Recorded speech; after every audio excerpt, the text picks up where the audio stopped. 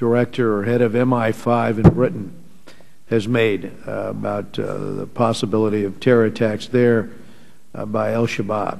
And he recently said that they're worried about terrorism on the streets inspired by those who learned that craft alongside the al-Shabaab fighters, because so many, significant number, I think it was the quote he used, significant number of people were traveling for Britain. Absolutely. You were in Kenya, you were in Tanzania, you saw a little bit of that, but what do you think the prospects are there, his concerns for attacks on the British homeland? And we also got the reports on al-Shabaab Somalis making the trek, some of them, to the region through Kenya. Yep. They in fact have, Mr. Chairman. We're aware that the first suicide bombing involving an American was a Somali American who traveled from the States to the Horn of Africa in an attempt to push back the Ethiopian invasion and fight those individuals. The Somalis have quite a significant diaspora. They have individuals around the world, the UK, Australia, the United States. And the fact that they are members of an organization that is extreme and driven to push back neighbors such as Ethiopia that have been supported by the United States merits caution and concern with us. I think the director of MI5's comments are reasonable. I think that we do need to look at this potential threat. At this point, the individuals have been focused on Ethiopia and focused on Somali-oriented claims in the area, not on the United States. So I don't want to put too much stress there, but it is a valid thing to look at. Mr. Hoffman, Mr. Jones, any thoughts on that question? Yes, Mr. Chairman. One thing I'd like to add is one of the growing concerns with al-Shabaab in the United States is not just the diaspora communities in places like Minneapolis, but also what we're seeing is an increase in special interest alien networks that are bringing Somalis into and out of the United States, including those connected to directly or indirectly to al-Shabaab. So we have a pipeline that can move individuals from the United States to Somalia through Latin America, particularly Mexico, as well as move them back. In some cases it may be to visit family, but I think there is a growing concern of the use by al-Shabaab of a range of human trafficking and other networks in Latin America, especially Mexico, that were they to decide to fundamentally target the U.S. homeland, there is a well-defined ability to get into the into the U.S. Seth, while you're speaking there, I just was going to ask you about the former Pakistani commando by the name of Kashmiri. You've got multiple terrorism plots that he's been linked to in Europe in particular, and sort of these large-scale Mumbai-style plots that he's tried to pull off in cities there last summer. You know, you see some speculation he might try to take over the organization. Do you have any thoughts on whether or not that's plausible? Mr. Chairman, in my view, partly because he's a Pakistani, he's not an Arab. I think it would be unlikely. He has the strategic level support across the affiliates to actually take control of the organization.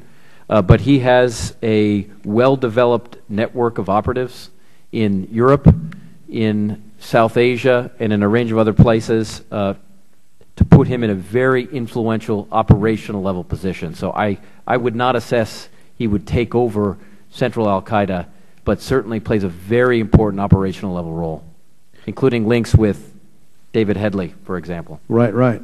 Well, let me go to Mr. Hoffman here for a minute, because on these Mumbai-style attacks, we had the LET basically, there was the comment that the LET holds the match that could start the conflagration, you know, could start the war between India and Pakistan. The Mumbai attack itself, obviously, would, you know, could have led to that kind of escalation.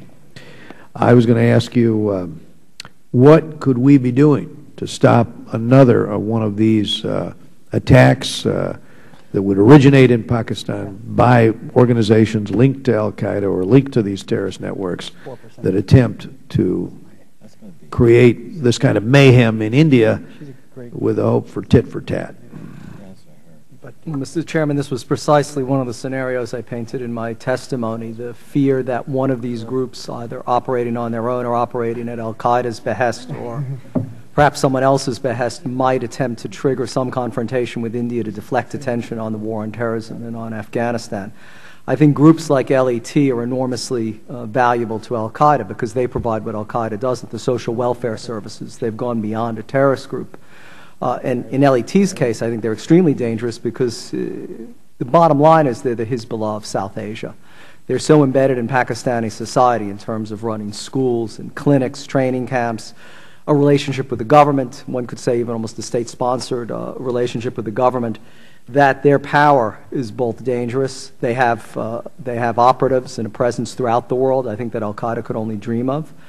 And in this sense, they're so embedded in Pakistani society that they represent a threat to, I think, its stability and its and they have an open campus where they can routinely recruit new graduates. Well, precisely. They have estimates of upwards of 2,000 facilities in total in Pakistan. And, you know, when you spoke about Ilyas Kashmiri, I think you put your finger on one of the dangerous trends we're seeing is that, in many respects, individual groups don't matter any longer. You see people gravitating from one group to another, that joining a group like LET or Harakatul Jihad, which was Ilyas Kashmiri's group, is just a gateway to other groups. And you see someone like Kashmiri going from having served in the Pakistani army, having trained the Mujahideen in the 1980s, going to a radical Pakistani jihadi group, and then being tasked by al-Qaeda to engage in international terrorism. And this loops back to what you were asking about al-Shabaab.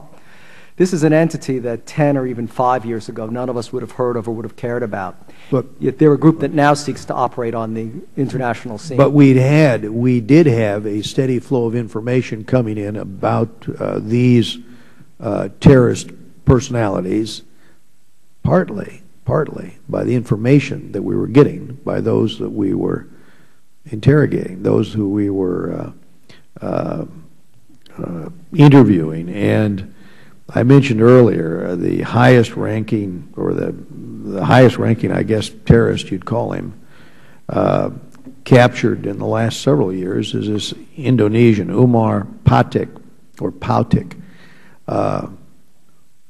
Despite the fact that, you know, he's described as a gold mine, we haven't interrogated him. What do you make of this? Do you got an explanation of why the administration has been so reluctant to do so? And how big a target is he? How valuable is the information he could provide? I don't sort of have an explanation. I think that, like all terrorist leaders, he has a potential wealth of information, even if it's not actionable intelligence, as it were, but in helping us to understand the wiring diagram of terrorist organizations, helping us to understand their decision-making processes, helping us to understand the relationships between them, and as I just described, this drift of people from one terrorist group to another. So all that, of course, is enormously important, not just in a tactical sense of killing and capturing other terrorists, but also building up the strategic picture of how these groups operate so we can prevent their regeneration.